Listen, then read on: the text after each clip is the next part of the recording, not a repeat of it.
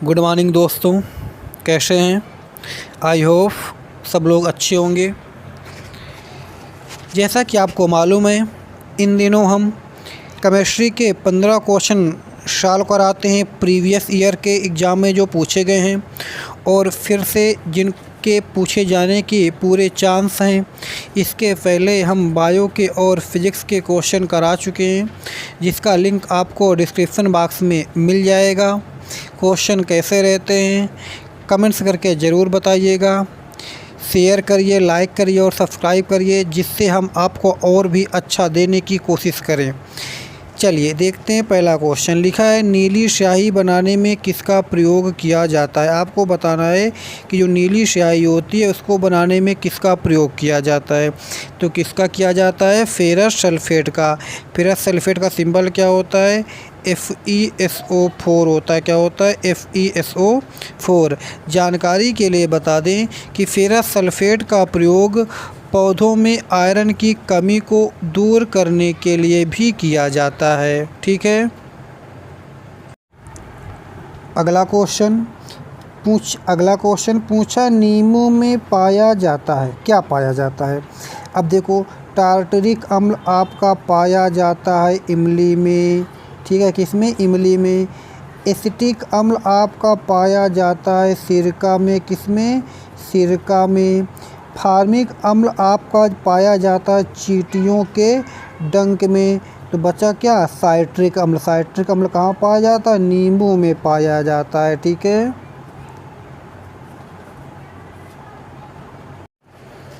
चलिए अगला क्वेश्चन लिखा है, अम्लों का स्वाद कैसा होता है।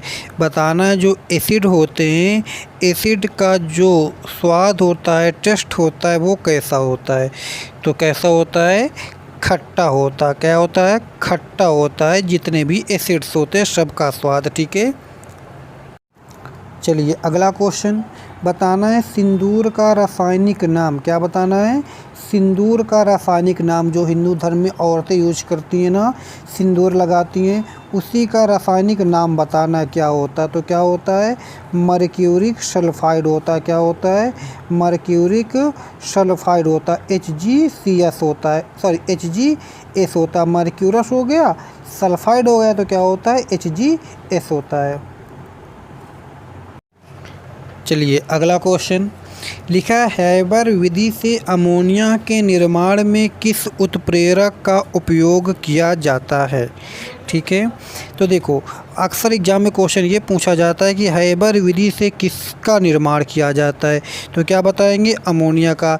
लेकिन यहाँ पे पूछा है कि उसके निर्माण में किस उत्प्रेरक का प्रयोग करते हैं।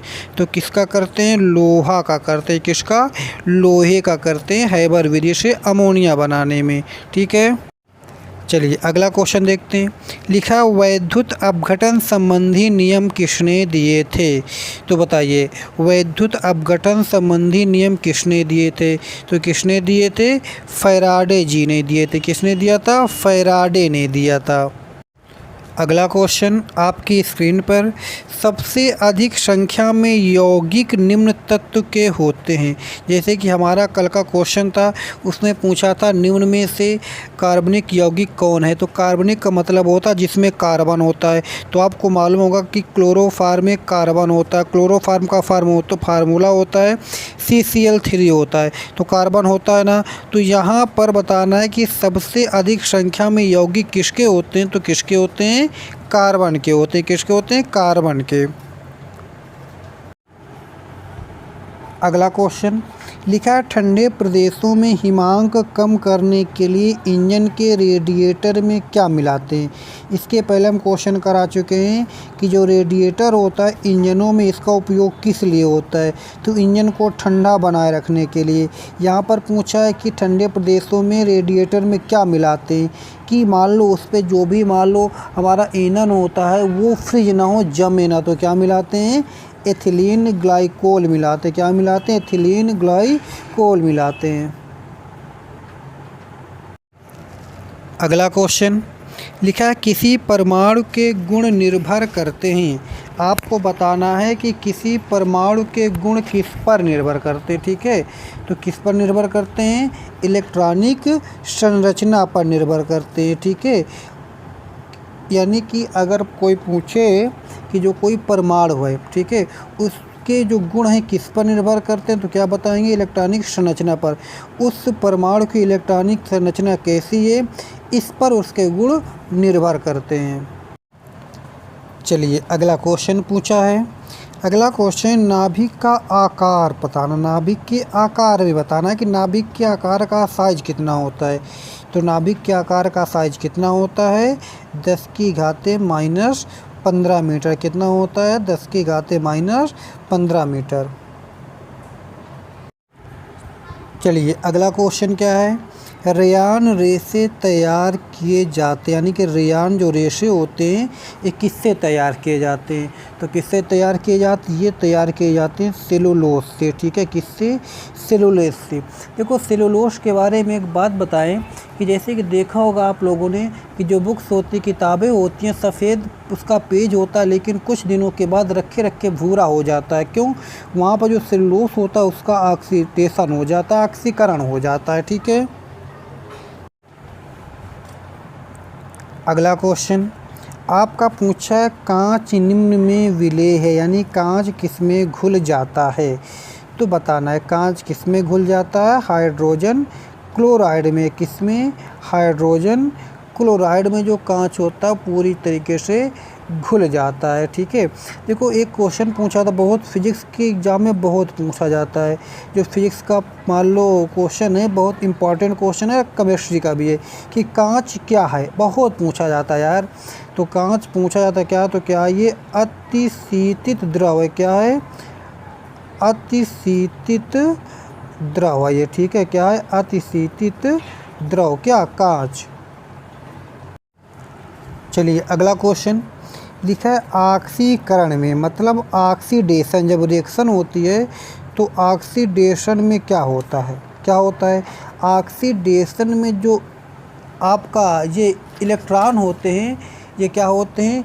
ये पृथक करता है, यानी कि ऑक्सीडेशन में इलेक्ट्रॉनों को वो देता है। ठीक है, तो क्या करता है? पृथक होते हैं। ठीक है, अगर यहीं पर ऑक्सीकरण की जगह अपचयन होता, जो अपचयन में क्या हो जाता? इलेक्ट्रॉन ग्रहण होते, एक दूसरे पर बस इतना अंतर है। ऑक्सीकरण यानी ऑक्सीडेशन और रिडक्शन, अपचयन में एक ही अंतर है। ऑक्सीकरण में इलेक्ट्रॉन पृथक होते हैं और अपचयन में इलेक्ट्रॉन ग्रहण होते हैं। चलिए अगला क्वेश्चन लिखा है, सबसे हल्की धातु बताना है। सबसे हल्की धातु कौन सी होती है? तो जानकारी के लिए बता दें कौन सी होती है? लिथियम। लिथियम का सिंबल होता है Li। ठीक है, क्या होता है? Li होता है। और इसकी जो परमाणु संख्या होती है लिथियम की, कितनी होती है? 3 होती है परमाणु संख्या। सबसे हल्की धातु कौन सी हो गई? आपकी हो गई लिथियम। अगर सबसे भारी पूछता, क्या पूछता? सबसे भारी पूछता तो कौन सी होती है? ओस्मियम होती है, जिसका संकेत होता है OS। क्या होती है? ओस्मियम होती है। ठीक है, आज आप लोगों के लिए आज का ये क्वेश्चन सबको आंसर देना है। देखो आंसर दोगे तो इससे हमारा भी थोड़ा मन उत्साहित होगा कि लोग पढ़ाई पे ध्यान देते हैं, तो हमारा भी पढ़ाने में मन बढ़िया लगेगा, इसलिए सब लोग आंसर देंगे। ठीक है, क्वेश्चन है चैडविक ने क्या खोजा था? तो इसका आंसर सब लोग देंगे। ठीक है, आज का ये लास्ट क्वेश्चन, आकाश में बिजली चमकने के दौरान बनती है।